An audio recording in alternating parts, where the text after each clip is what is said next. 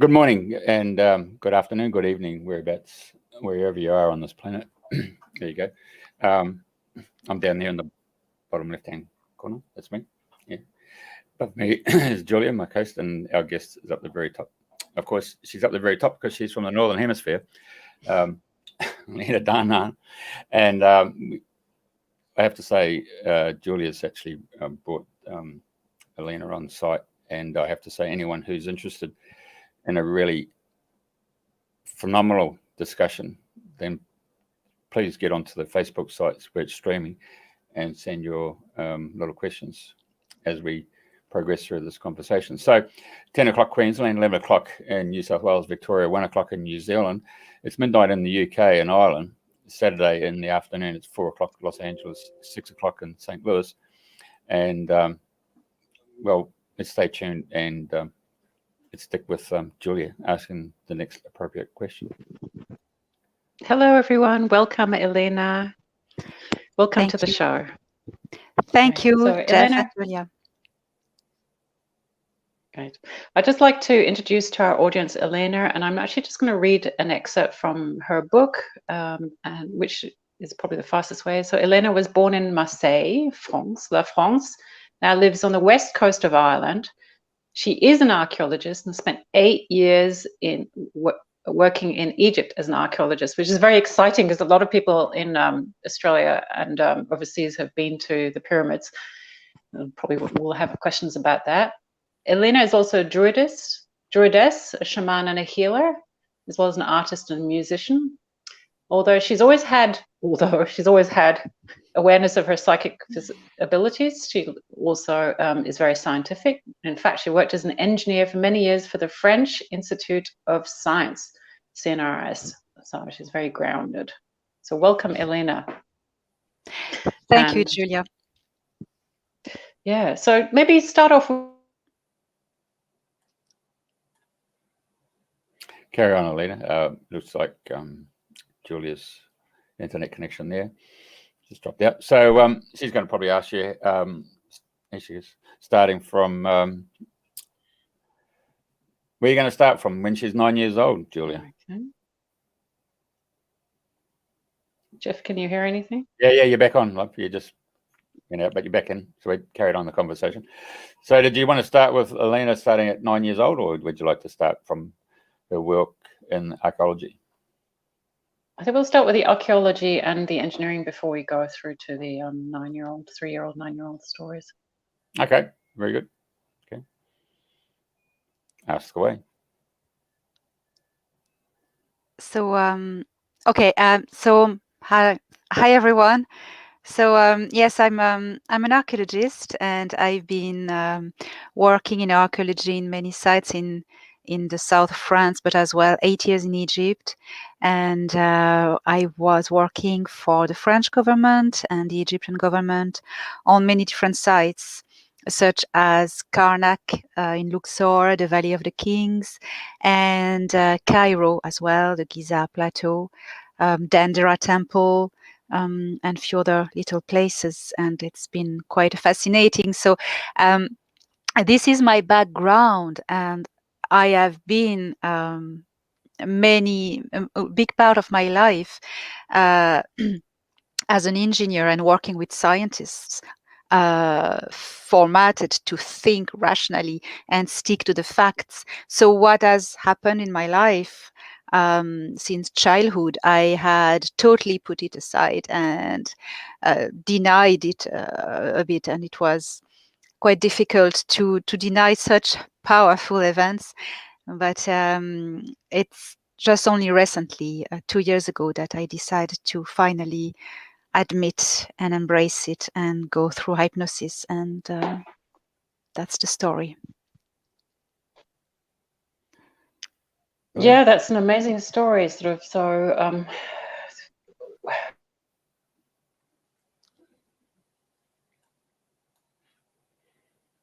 Oh, she's frozen again. Hey,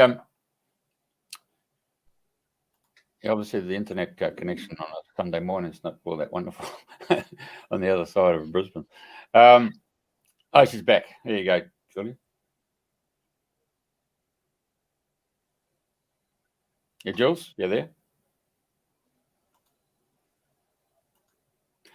Okay, so you got into archaeology, you went into Cairo.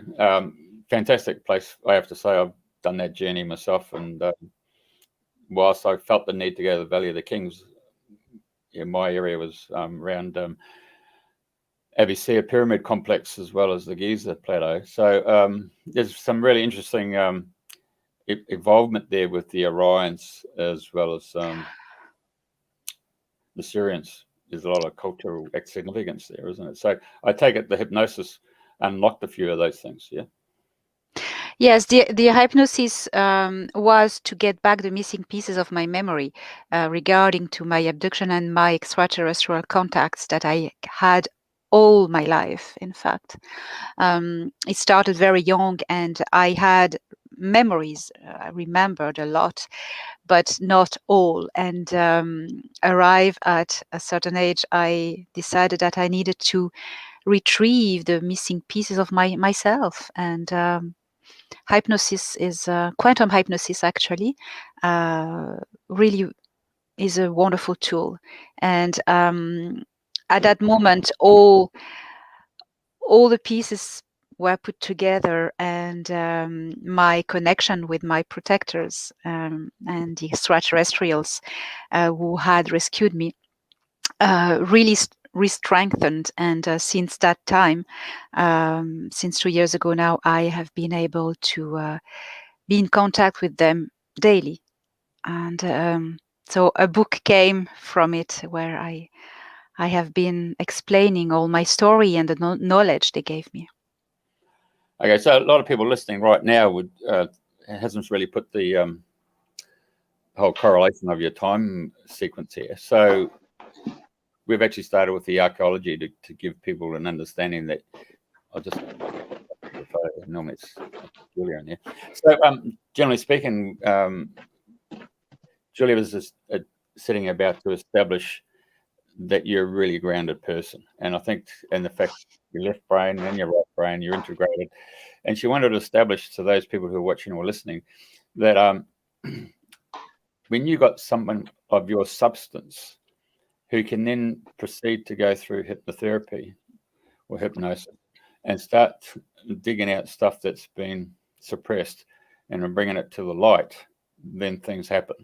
And it's always been talked about in various communities, but it's always been hushed and put down and ridiculed. And yet all of a sudden, after 60 years or so, there's been these new shows that have been revealing Project Blue Book and the CIA involvement with hypnosis, pre-programming people, making them suggest things, remote viewing. And they've been doing it for such a long time. And then, but telling the rest of the Australian or rest of the world population, no, you're an idiot. And so all of a sudden, people have been using the intuition and feelings on that stuff and been ridiculed, are now coming to the surface and realizing, hang on, we do have this knowledge. We do have these memories. So I think that's where Julia was trying to take the show to just give you an establishment that if you're listening and watching the show, you're not alone.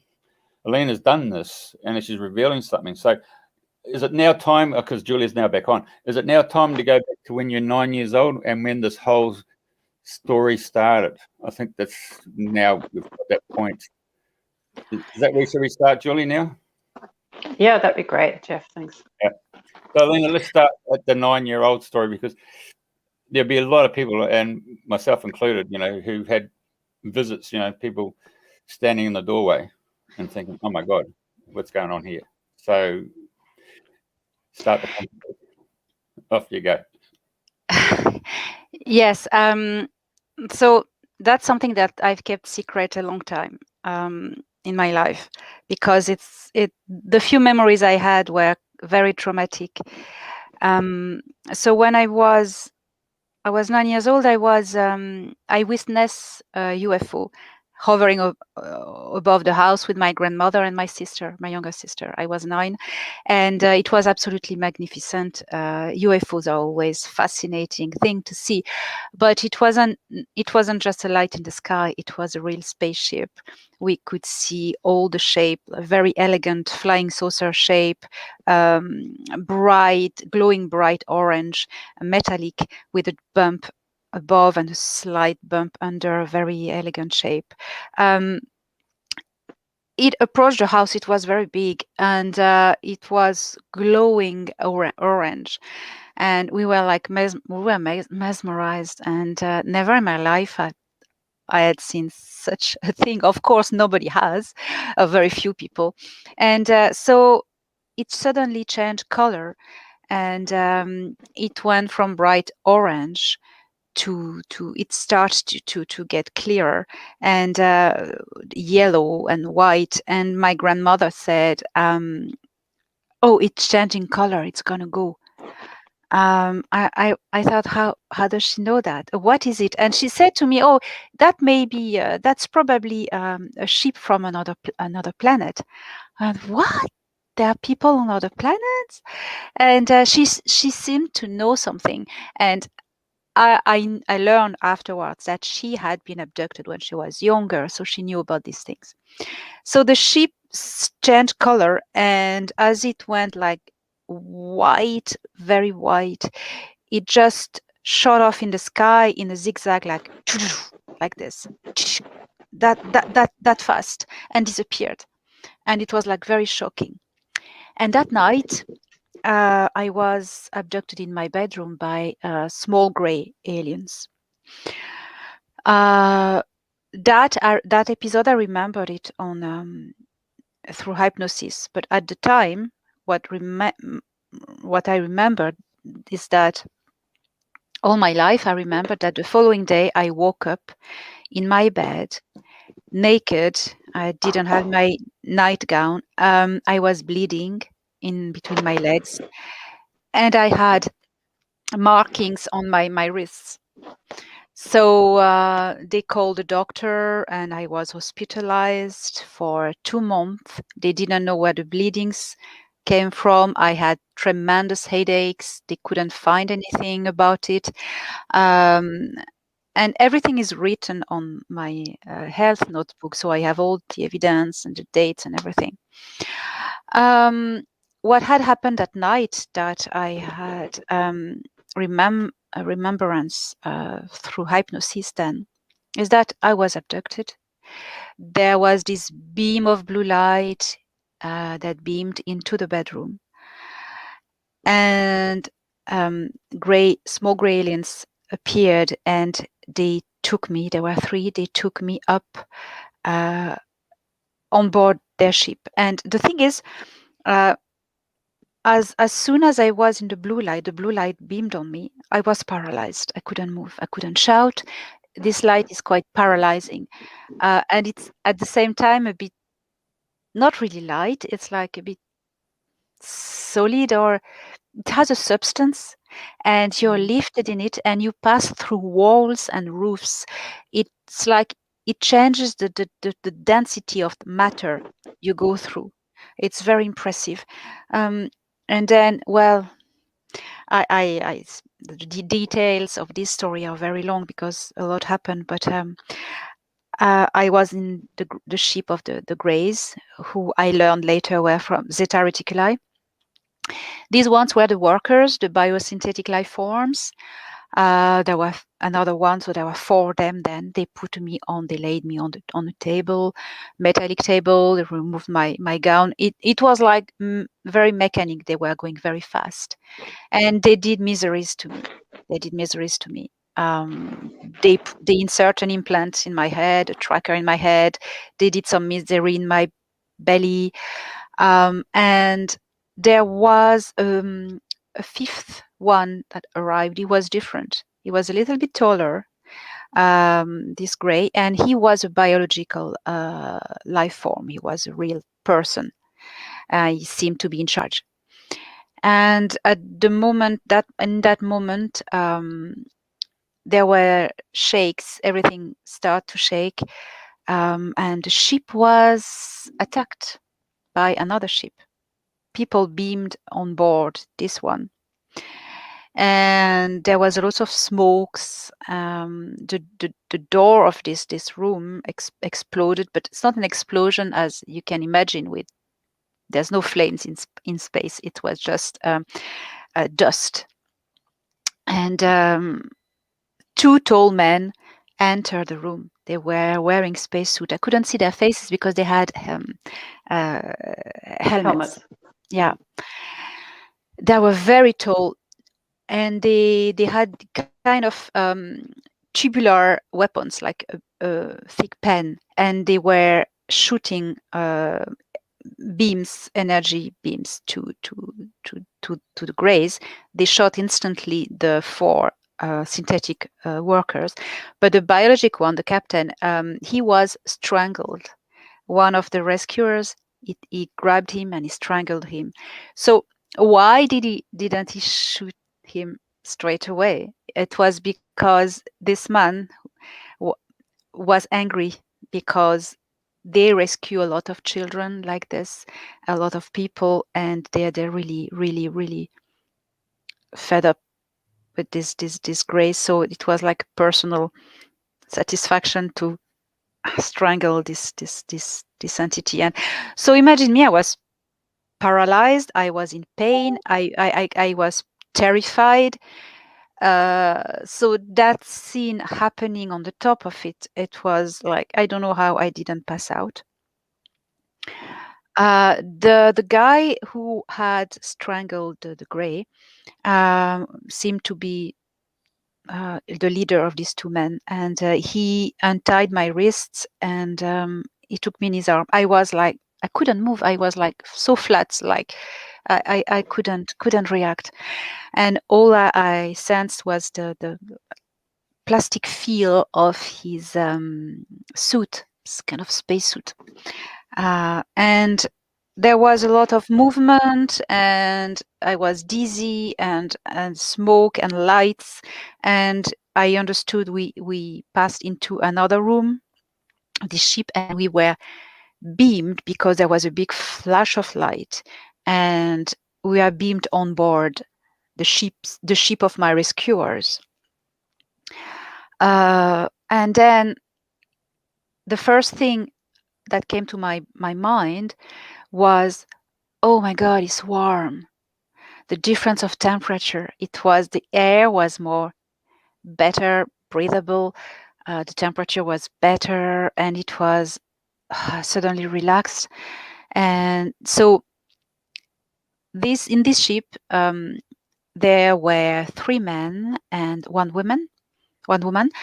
They were all Nordic type alien beings, tall, muscular, blonde, big eyes. They laid me down on a couch, and the lady straight away, she took it was kind of a sponge. I couldn't really see from the corner of my eye because I had my peripheral vision, but I couldn't really move. So she cleansed me. She cleansed the blood on my legs, and I don't know what she did to my belly, but the bleeding stopped. She took care of that, and then once I was clean, the man who had rescued me removed his spacesuit. He removed the top, his jacket, and he put his jacket on me, and that I wasn't naked anymore, and I was warm, and it was so warm. And the lady tried to remove the tracker I had in my head. She couldn't, and so they retuned it to their frequencies.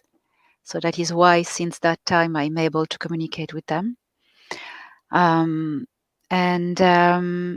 they took care of me. They were very nice. They brought me home, and my memory was erased because it was too traumatic to remember.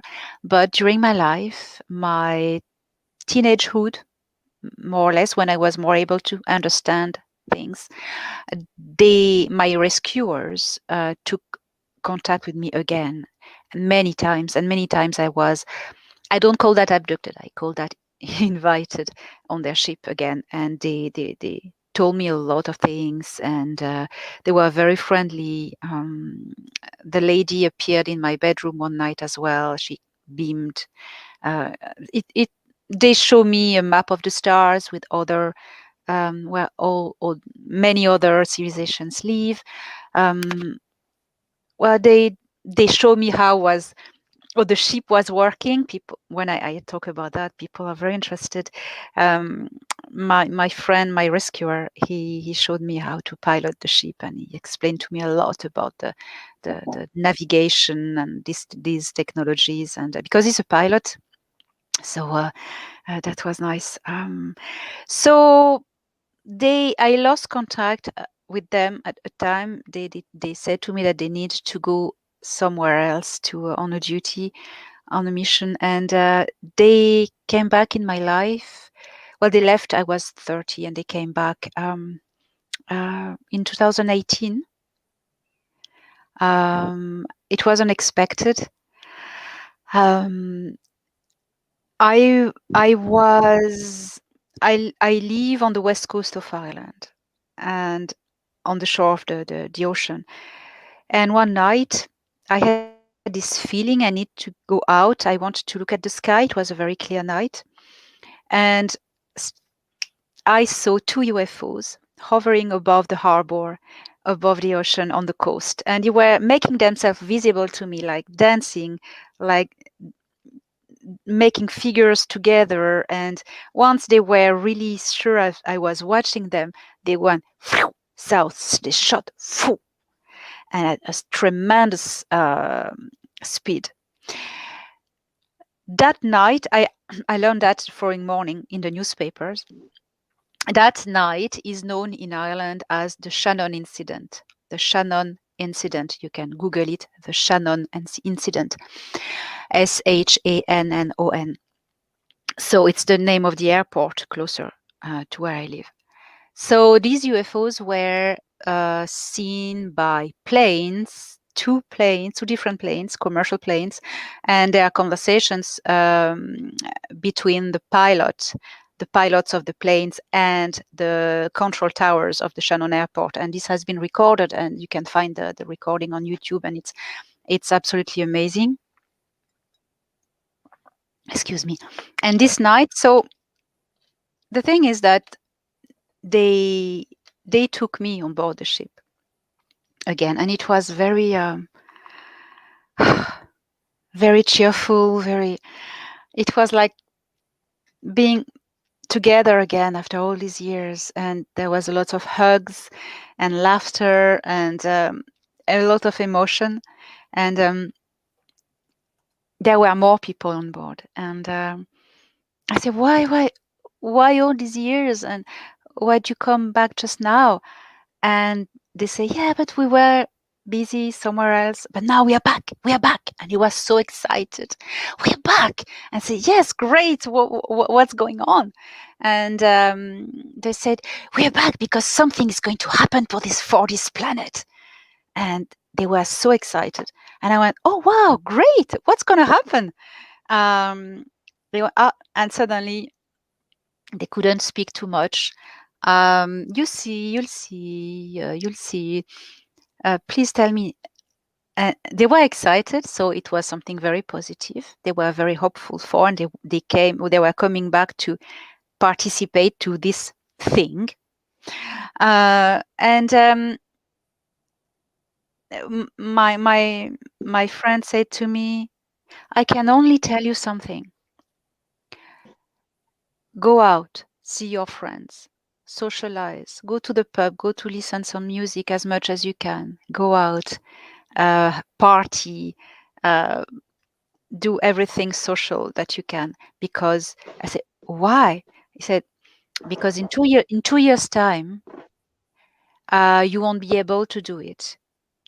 What? He said, yeah, something's gonna happen. You won't like it, but it will be just temporary.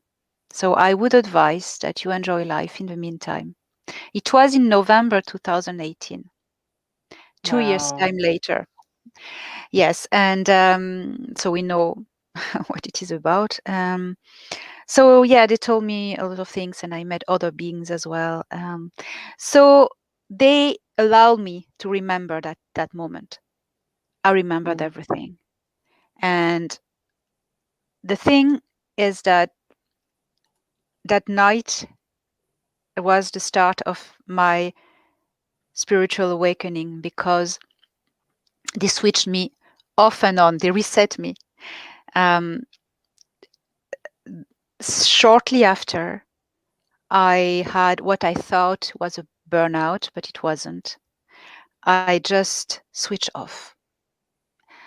Couldn't move. Everything I believed was just thought again. It was like reset to zero, like you reset a phone or a computer. Totally reboot. And after that took a year, and after a year I understood that it was that famous dark night of the soul. It was the famous awakening that I was going through. They had activated me because I was going to be helpful for what was going to happen. I was left without notice, just switched off, and it was very frightening. But and I understood everything. A year later, so it was December 2019, I went, okay, that's time now. I'm going to do hypnosis and retrieve all the missing parts of myself and go forward, see what happens. And that's what I did. Wow, that's such an amazing story, and there's so many questions I'd like to ask. Elena, thank you for sharing. I guess the first thing it would be they, you know, the ones that rescued you. Did they tell you where they're from? Yes. So Thor Han, the captain of the ship, is from the Pleiades, from the star system that we call Taygeta, but they call it Ashara. So that's him. Myra is the lady. She comes from Sirius B system. And there's another man comes from the Pleiades as well. And the third man comes, Valnek, he comes from Epsilon Eridani. Epsilon Eridani. All right. So you've got a team of rescuers who are obviously cooperating, and yes. And in terms of what did you learn? You know, obviously you were not the only child that they were rescuing. What did you learn about, you know, what their team, how long their team had been operating for, why they had to be in operation, and what sort of the macro story was to your own abduction? Well, they are not alone. They are part. They are part of an organization which is called the Galactic Federation of Worlds. It gathers thousands of races, and so they have an outpost in our solar system, and they work at preserving balance, that some civilizations in danger are given all the environment and the best condition to be able to evolve. We are one of them. The thing is, normally they don't intervene in the evolution of a species, but we have been messed up with. We have parasites. We have been invaded a long time ago, and these invaders are really toxic and are in the way of our evolution. It's the Andromedan Council who drew their attention, the attention of the Federation on Earth, upon Earth, because the Andromedan Council had foreseen that we would go through a lot of trouble in the near future. So the Federation, Galactic Federation, so decided to help us. That's a vast subject, yes, but we can talk about it. But yes, my rescuers are a part of this organization, yes. Well, that certainly gives us hope that, yeah, there's people out there who consider our civilization to be in danger, because I think we're getting to that realization ourselves. There's so much, yeah, there's so much that happens behind the scenes. A lot of people are really concerned about all the children that are being abducted, both terrestrially and galactically. And you ended up in hospital for 2 months after that, and this is at the age of 9. What exactly did you think that they were actually trying to achieve when they did abduct you? It was part of the hybridization program. I was inserted a matrix to prepare fecundation. That the matrix needed to really settle. It's always been neutral. I mean, barren. There wasn't anything in it, but it was a reptilian matrix, but two in fact, like empty eggs that needed to be fertilized. So that's what they put. So it's like that movie Aliens. Yeah. Oh God! Yeah. I mean, I was 9 when I think I was 8 or 9 when I saw that, and just that stuff coming out of the belly. God, that really freaked me out for the rest of my life. And that actually happened to you? Well, not like this, not like this. But they inserted me these two things, and which wasn't detected by my rescuers, because it was just an empty thing, and the thing, it wasn't really active, so it wasn't even worth trying to remove it. It was too much trauma. I need to heal first, So they probably didn't think it was worth the trouble. So I kept these empty things all my life until the age of 30, when something happened. The thing went just like out of date.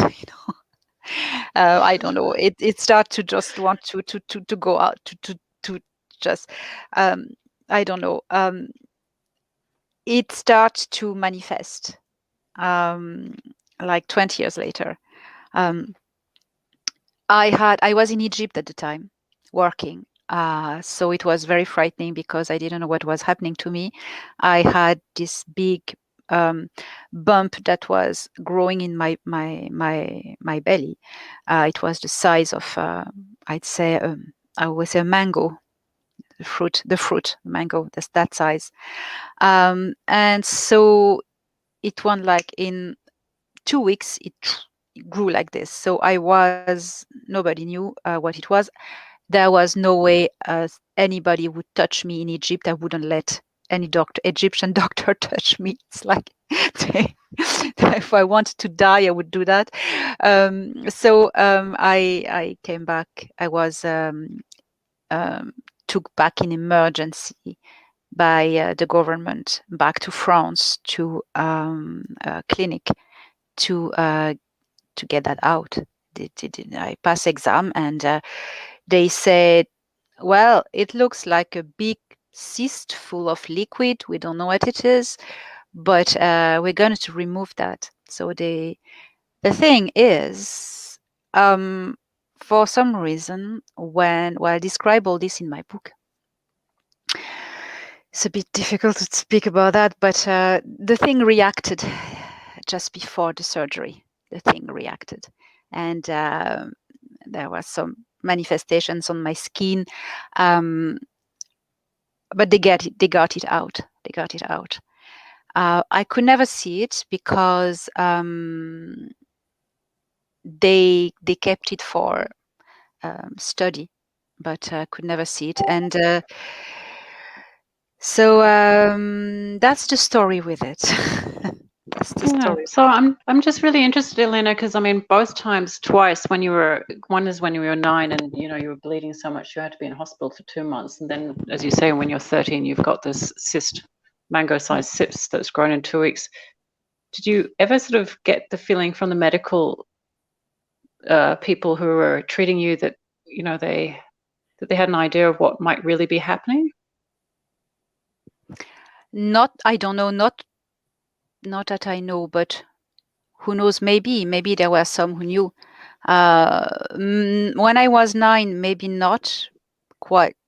Well, that was quite disturbing. A little girl bleeding that much suddenly, at 9.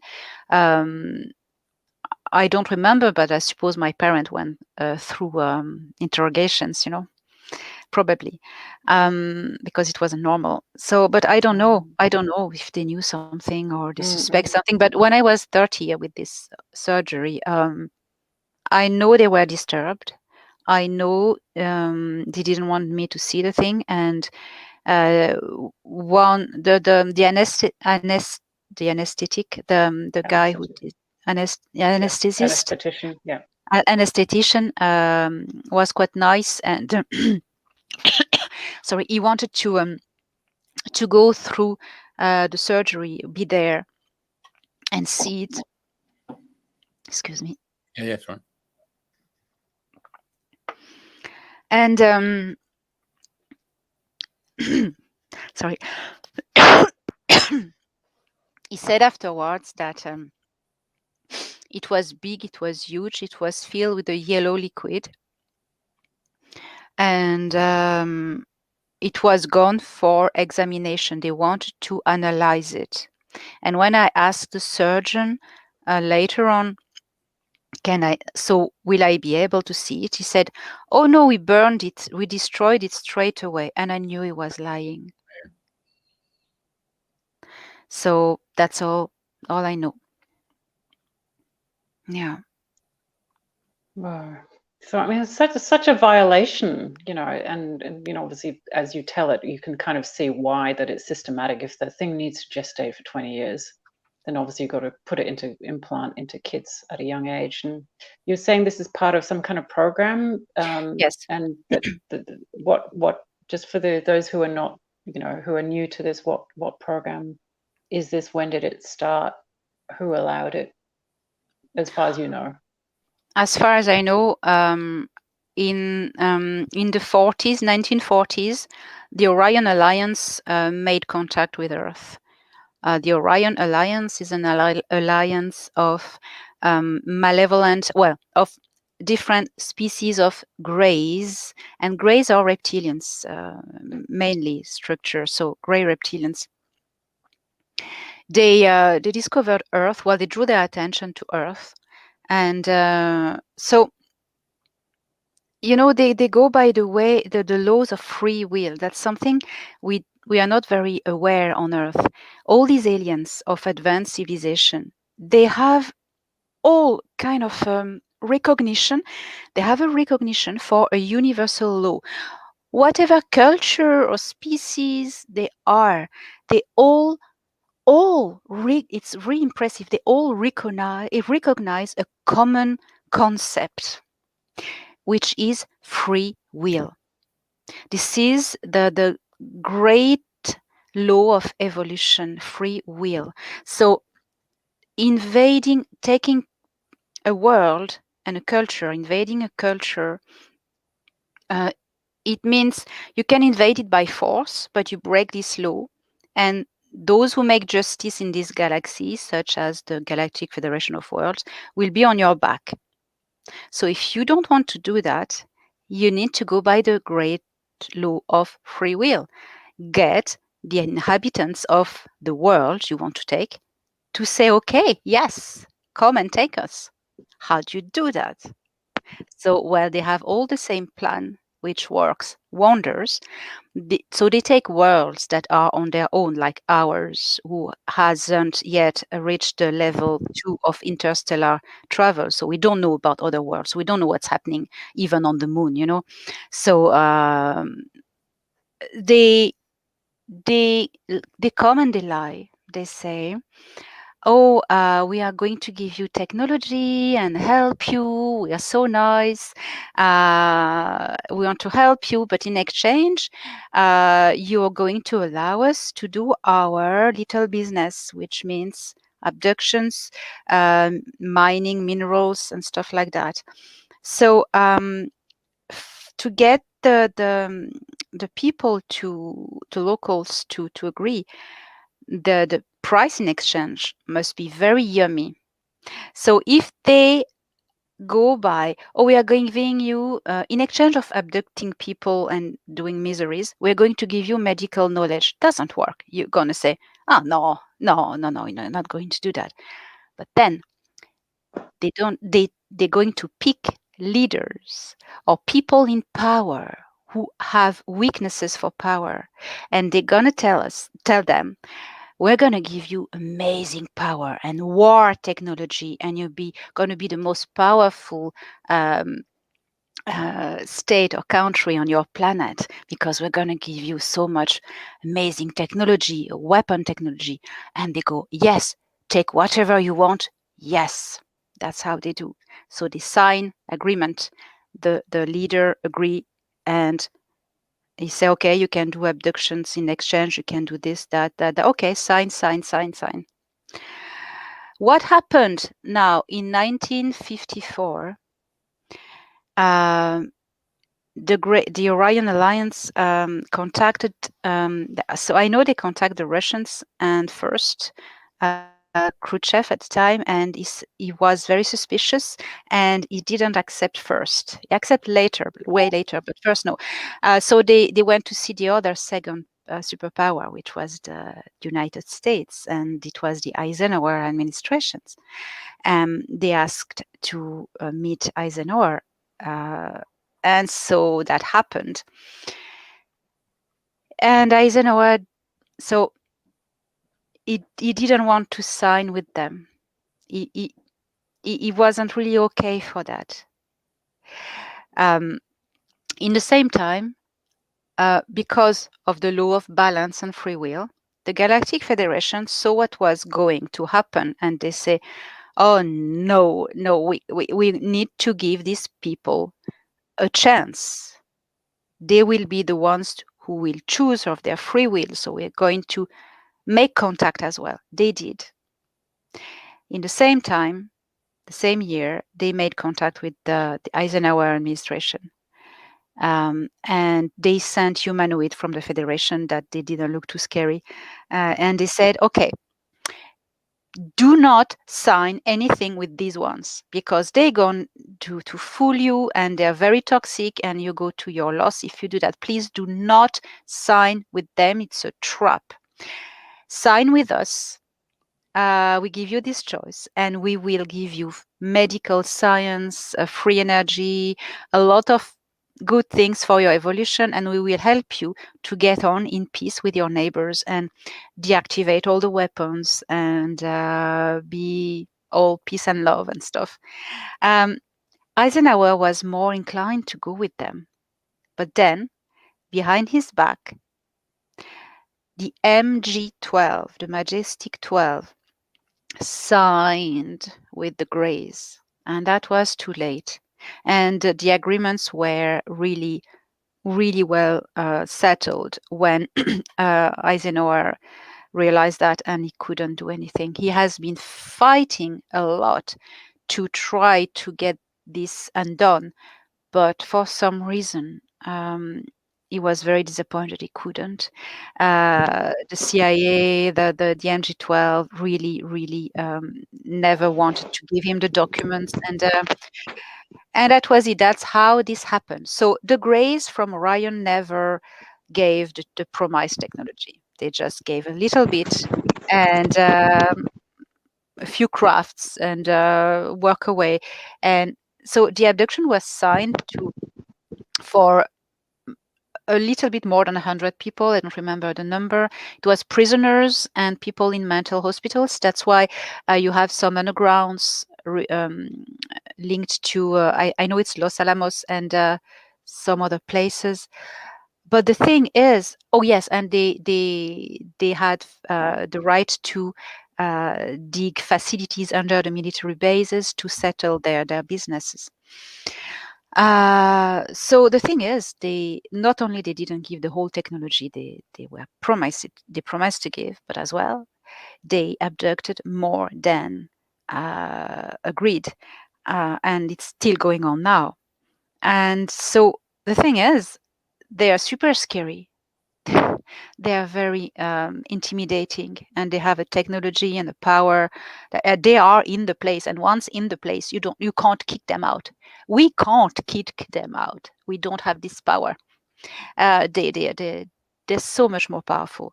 So, okay, well, what will human do? Try to deal with it and take the good advantage of it, make deals, and take some part of the business profit from it. So that's what has happened since.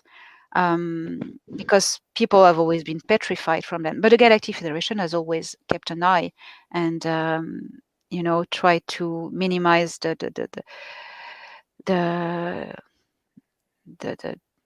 harm. It's difficult. Yeah. Wow, Elena, that's a big one, and I know some of our viewers have been commenting. Mitch, Angie, David. The reason what you've just been telling me about, and I'm a previous investigator, and there's hearsay, there's stuff you read about, but there's also stuff you experience, and we differentiate between knowing people who've been involved in a certain situation versus he said, she said. And Elena, I know that you have had direct contact with an individual that was actually involved in the discussions with President Eisenhower, and this is how I found you, because you were actually talking to his granddaughter Lara Eisenhower about it. So perhaps for the audience's sake, because we read about these things, but you actually know more about this because you've actually had contact with the person that we know from the movies as Thor. But I didn't even know he was a real person, from a commander from Venus. So can you just introduce us to him, please? Yes, I had been asking my Thor Han, my protector, to meet this person, and he didn't know him personally, and he said yes, he's still alive, he's still on Venus and still involved in missions on Earth, but I don't know more. So he put a request to try to contact him. He said, we'll see what happens. And 2 months later, because when these contacts happen, you just have to drop everything, because that's happening now. He said, okay. He said, somebody got back to me, and somebody you wanted to meet, and he's okay for that. I went, oh my God. So that night I was taken on Thor Han ship, and he was there. This man was there. I was very impressed. He was there with his brother, Don. I was very impressed because he's a legend. Commander Val Thor is a legend, and so I had questions in head, but I didn't really prepare anything. And when you beamed up, you don't take anything with you, no paper, nothing. I went, oh my God. I was like hysterical, and I need to calm down. And Thor Han was laughing. So we went to another room, and we sat. Val Thor was so he was very calm, and he had he's not the same race as Thor Han. He's a Tal. It's very much like us. He looks like us. You couldn't make the difference. So we sat somewhere, and I start asking him questions, and he said that he doesn't want to speak with humans. He had his content 50 years ago, and more than that, 70 years ago. Wow. So, but he accepted because it was a request from Thor Han, and anyway, and he knew I was doing what I do and writing books and stuff. So he said, okay, let's do it. So that's him who told me what I just told you about Eisenhower and everything. So he met Eisenhower. He was very good friend with him, and he told me personal things about Dwight Eisenhower, that I needed to contact his great-granddaughter to tell her, and she was nearly in tears when I told her, because she could confirm everything. Eisenhower had Val Thor told me he had a love an admiration for children, and especially for his grandchildren. And I didn't know that, of course. And because he had this love for children, he didn't want to sign with the Greys because of that, because he loves his grandchildren so much. He didn't want his grandchildren to grow up in a world where the Greys were there, where our societies were infiltrated, where abductions were being done, and a world of war and torture and pain. And so he didn't want this world for his grandchildren not to grow up in this world. And never would have he signed, never for this, never, ever. And Val Thor told me that Eisenhower was a remarkable man, he said to me. Remarkable, he used this word. So all I was saying before, that's him who told this to me. And I was sat in front of him, and suddenly I realized, I went, you know, the excitement just passed. I went, oh my God. And there was the curvature of the Earth in the window on my left, and the Earth was beautiful, and I could see a little bit of the curvature, and it was very bright, blue and white, bright, and it was drawing very sharp shadows. And I don't know, I had all the it's like if I was receiving all the soul of the collective consciousness, and I don't know.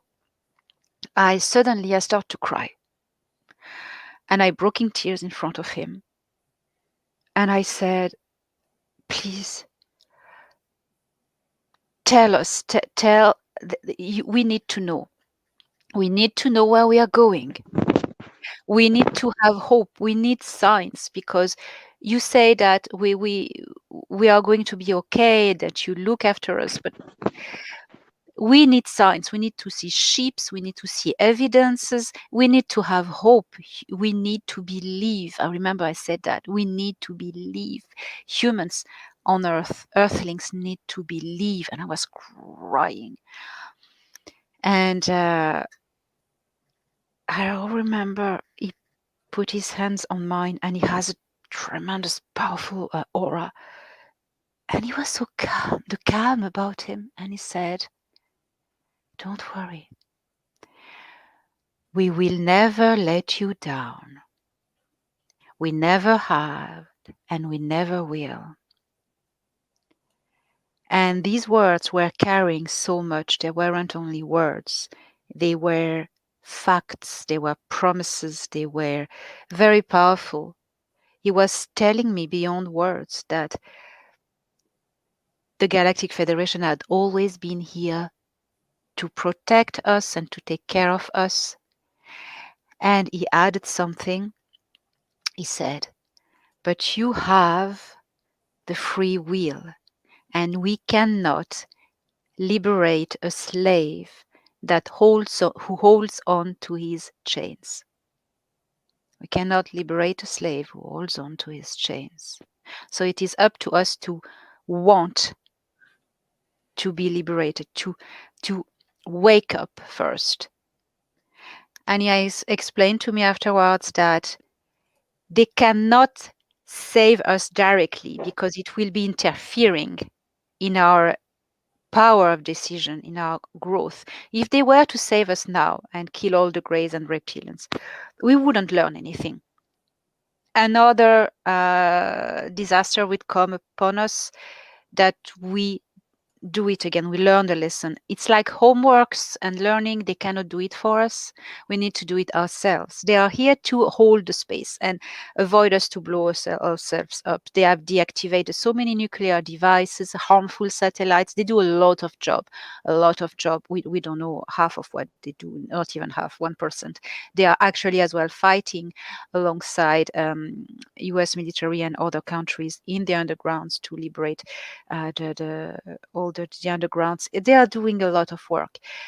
but the work of awakening, what they want from us is that we wake up, we stand up for our rights, we say no to totalitarian um, dictatorships, we say no to being manipulated, no to fear, and we stand up as free human beings, sovereign beings.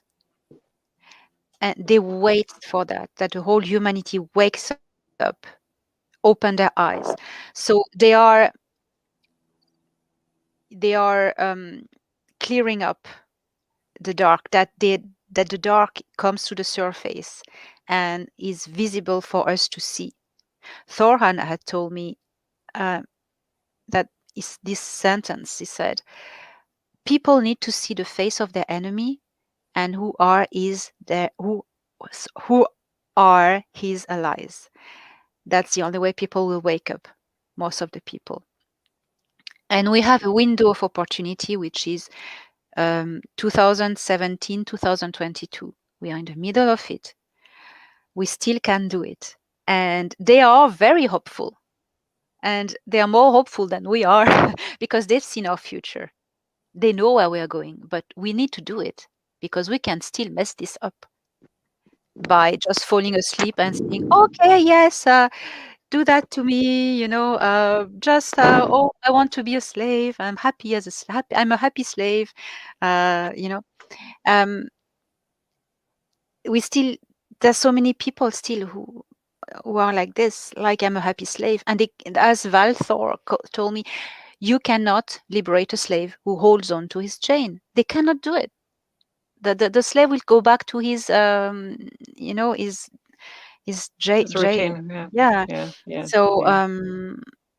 So that was my story with him. Wow, thanks. I mean, as Mitch says, one of our listeners, hi, Mitch, is saying the leaders do not own us physically or spiritually.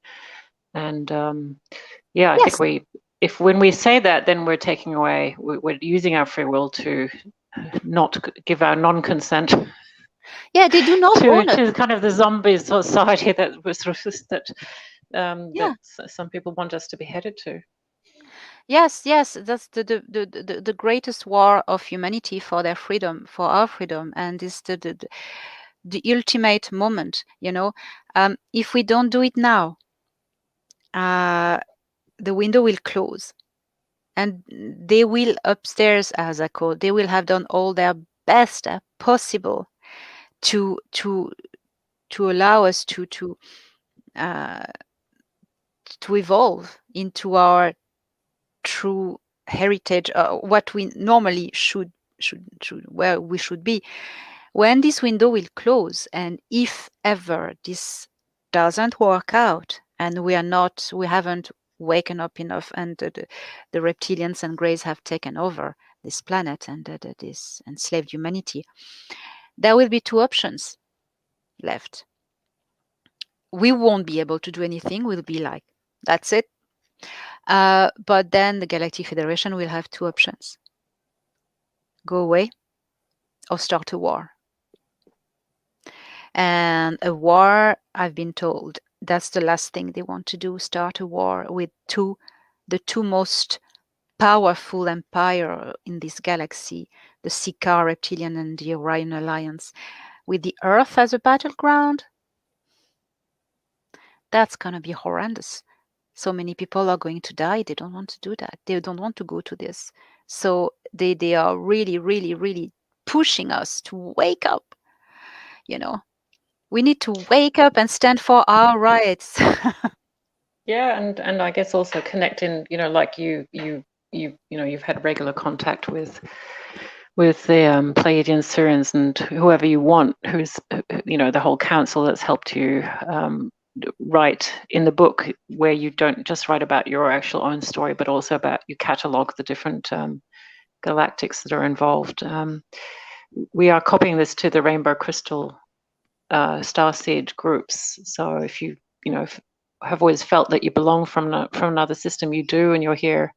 And Elena's book has lots of diagrams and illustrations that will help you connect in to your home team, at the home base, and sort of, once we're in contact, we don't feel alone, and we can get that support and guidance.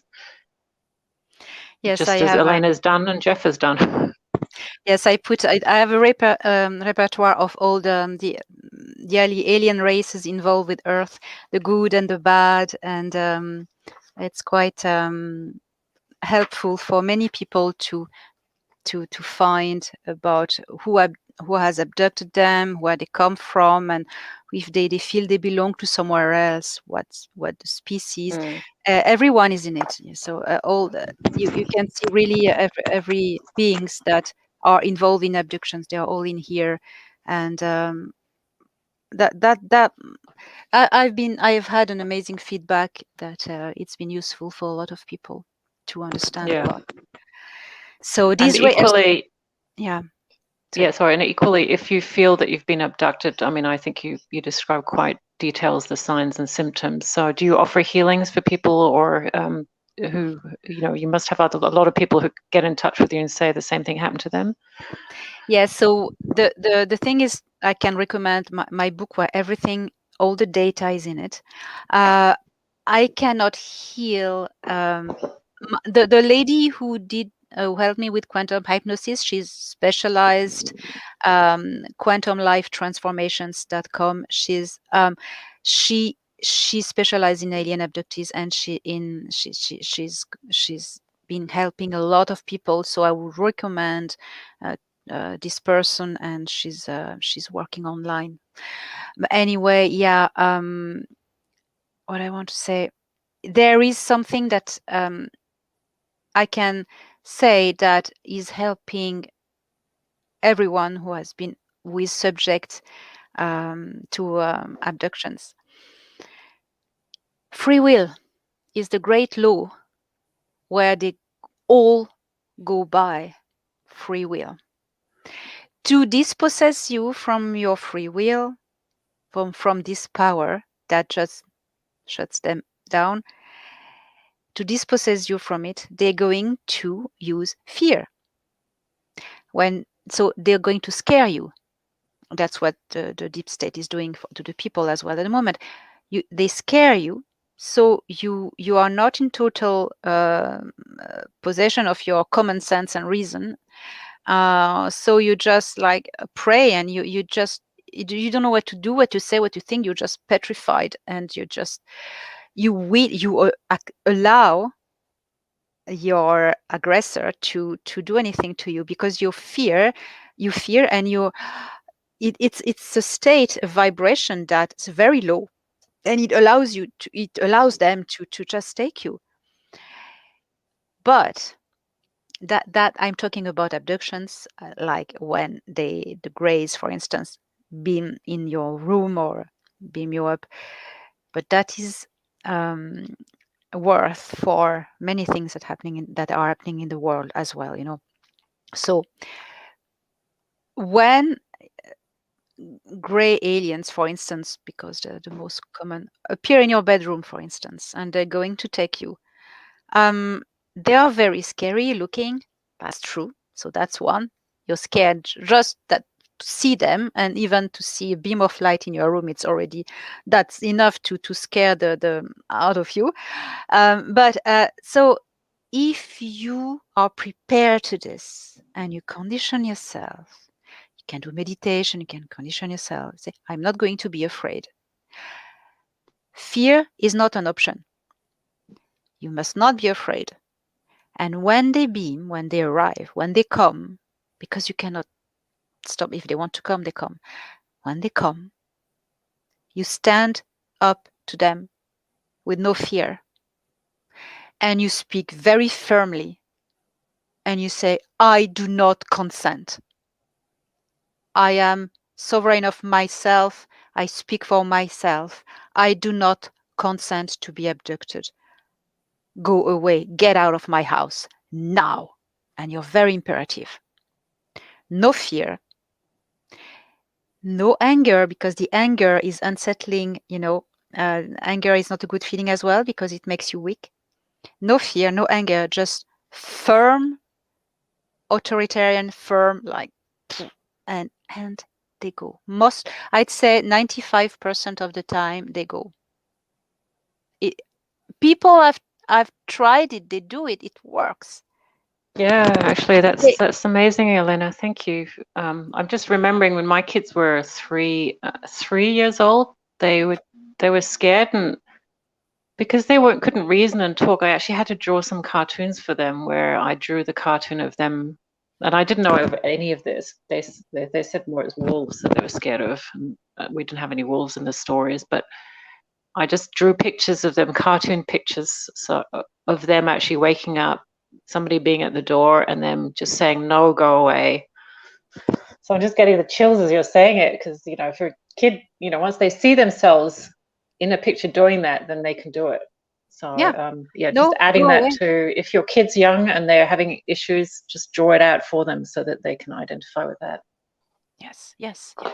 And request assistance as well. You can do that. You can request assistance.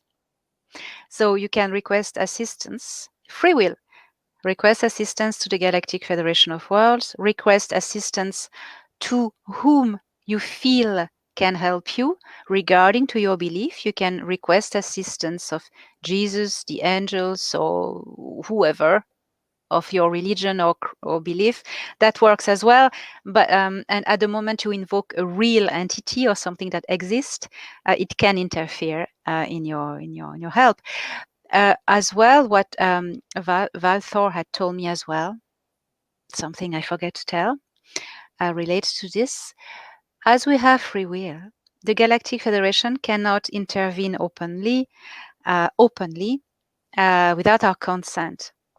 Of course, we don't want to be a slave, but we need to formulate it, not begging on our knees. Please, superheroes, come to save us. No, that won't work, because we still put ourselves as in the position of a slave, an inferior being, requesting to superior beings. They don't want that. They want us to grow up and stand on our feet and request assistance equal to equal. If we want human race from Earth enter membership to the Galactic Federation of Worlds, we need to be at their level. That starts by considering ourselves at this level, which we are, but we're just brainwashed. We need to stand up and request assistance, and they will be able to help more. They help already, of course. I told you they are already helping. They have made alliance with some governments already to work on the ground. They are watching over nuclear power plants and stuff like that. But they can do more if the whole humanity requests. So get out, look at the sky, stand on your feet, and you say, on behalf of humanity, I am not a slave. We are not slaves anymore. We've never been slaved. And we request assistance equal to our brothers and sisters. And this is not only going to allow them to help more, but it's going to help you to realize that you are this being, powerful, at the level of these other beings, because they are not super. That's something. Oh yes, that's something that these beings from the Federation they can't stand. Is that we on Earth consider them as superior beings? They are not. They are people like us, with different technology, different culture. They are born somewhere else, but they are people like us. We need to stop worshipping them. There are so many new age movements like Ashtar and stuff, like worshipping them. We need to stop that. It's not them, superior, beautiful galactic beings, and us, poor Terrans, earthlings. No, we are all galactics. We are all beautiful. We are all the same family. We need to grow up now. And if we don't know who we are, the Greys and the Reptilians who occupy this planet, they know. And they are the ones who fear us. We think we are the ones who fear them. They fear us. They don't want us to wake up and rise vibration, because they know if we rise our vibration, if we all wake up, they're gone. They're gone. Because we're more powerful than them. They know that. They don't want us to wake up. That's why they lock us down in these low vibrations of fear. They lock us down. But we are awakening, and it's in good process. There we go. Hey, I just want to take the conversation in another tangent. It relates to your hypnosis, and of course, Julia does hypnosis as well. So, in your hypnosis, it was actually unlocking aspects of your current life, and yet one actually can delve even further again into pre-existing lives, past and future. So the question is, those who are probably listening here have a heartbeat that sort of says to them, I don't know if I'm really supposed to be here, but at the same token, they are here, and they've brought with them probably their wisdom, knowledge, and understanding of how to, once they're awake, to bring all that wisdom into humanity, so that their internal light shines forth, as opposed to competing against the darkness of fear. So those people who are listening, would you suggest a course of hypnosis with someone who has that those attributes to nurse them through, if that's the right word to say, or take them on their hand and sort of take to their first day at school, just to be there to unlock it, and then go through that process of just bringing in all that knowledge? Because to be able to stand in your sovereignty and your truth would suggest you've already an advanced soul, an old soul who's put the hand up for that away mission to come here to this planet. And it reminds you of Star Trek. You know, the prime directive is not to interfere in a culture because of pre-existing problems where they've gone to a civilization to assist, and it's created the Klingon War, so to speak. So, but listening to you, and if we can unlock people where that principle, if we talk on the cross consciousness of saying where there's two or three gathered, I'm there.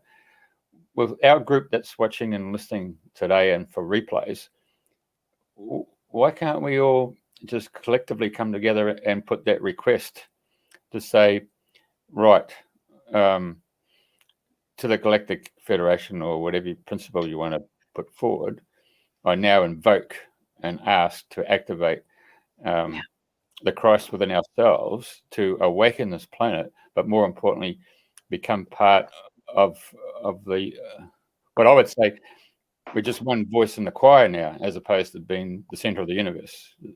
Is that our request, that we could actually now, by watching and listening to the show, step up and say, excuse me, I've had enough.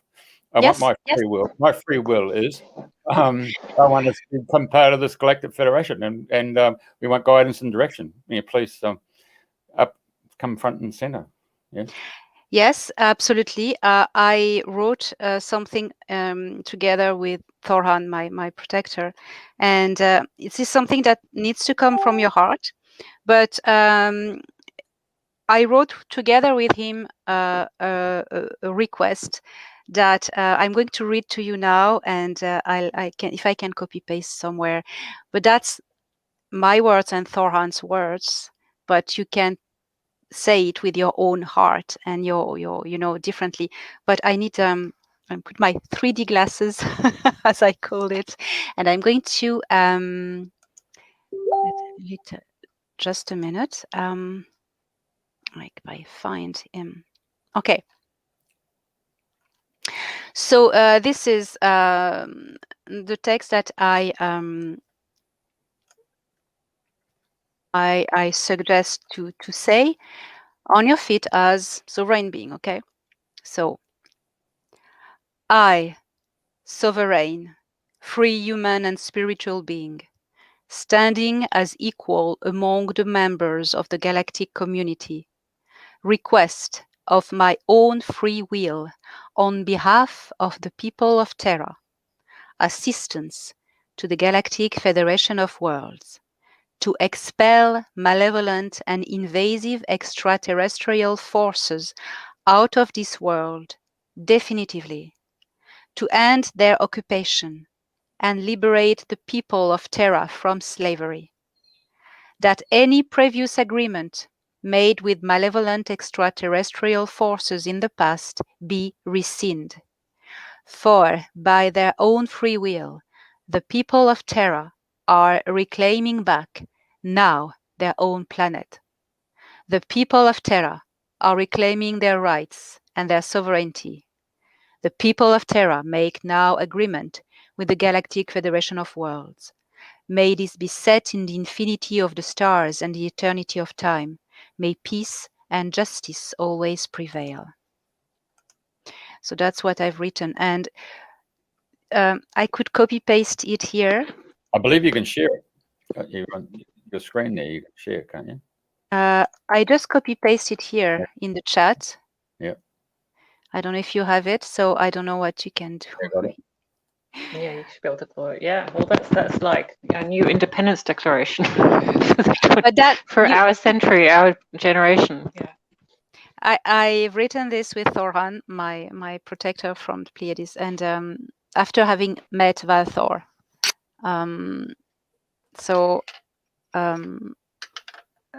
That's what I suggest. Here it is, and it's, please do not take it word for word. You were invited to put your own words. They're already helping us. They already have made an alliance, the Earth Alliance, with some military factions to fight to clear up the undergrounds. They've liberated the moon recently from the Greys. They are fighting a lot, but not openly, because humanity is not quite ready yet. But that's why we need to wake up and just, stop hiding ourselves like this. Like, there are extraterrestrials. I mean, the experiencers like me, we are millions. And people are always asking, when will the FBI and CIA will do disclosure? We are the disclosure. Ask the people who've been abducted. Ask the experiencers. We know so much. So it's, people start to speak more and more. Yeah. So thank you for sharing, a very personal story. I know it must be really hard to talk about, that situation, but you've learned so much from it and unlocked so much, and giving us that, not just the micro picture, but the macro, you've stayed in there. So thank you very much. If people want to continue to follow you actually regularly speak, or do you have your own channel that people can follow? yes, I have. Thank you. I have my YouTube channel, Elena Danaan. I have as well a website, elenadanaan.org, O-R-G. On my YouTube channel, I put a lot of videos of the contacts I have with extraterrestrials, so I speak about it a lot. There are some channelings as well, QA lives weekly, so people can ask me all sorts of questions live. I try to help my best, and lots of meditations to help people find who they are. You need first to find who you are. And we are all powerful, beautiful beings. Mm. Well, that's great. Thank you very much, Elena, for joining us. And, hopefully we can get you on in again when you get the green light telling us we've been victorious, standing up for ourselves and evoking our free will. Yeah, hopefully it will come soon. Yes. Well, ending on a note of hope. Jeff, anything else you want to say to Elena or our beautiful audience that's been listening to us? How many members of the MJ12 are still alive, or is it their offspring that are still representing the MJ12? Probably. I don't know. I do not know a lot about this now, but probably, yeah. I also understand in the gift from the stars, you've got maps of underground bases and so forth, haven't you? Yeah, I don't have a map, but I have a lot of informations about the underground bases with a lot of names where they are. To go back to the MG12, I've been told that the organization is still active, but it's named differently now. I don't know what is named, but it's still going on. And yes, I have been given a lot of names of underground military bases with extraterrestrial facilities. A lot. So it's in my book, yeah. And I've been, and this map of the stars as well, which is quite useful. Yeah. All right, I appreciate that. Lovely, lovely. And where's that little thing I had there? Just a moment. Just pull it up. There you go. Our good friend Elena's. Now, was it 20 past 1 in the morning in Ireland? Yeah. Yes. She obviously operated on southern hemisphere time, but been fantastic of you to stay up and to share that, and it was so coherent. And we apologise for the beginning there with Julie just going offline there on her sort of breakdown on the internet there. Maybe some interference, but we certainly got the show up and running, and it's been fantastic. And I can only voice what Julia said. We'd like to have you back on. Be fantastic. My pleasure. My pleasure. Thank you. All right. We'll call it a quits. Thank you very much for watching, folks.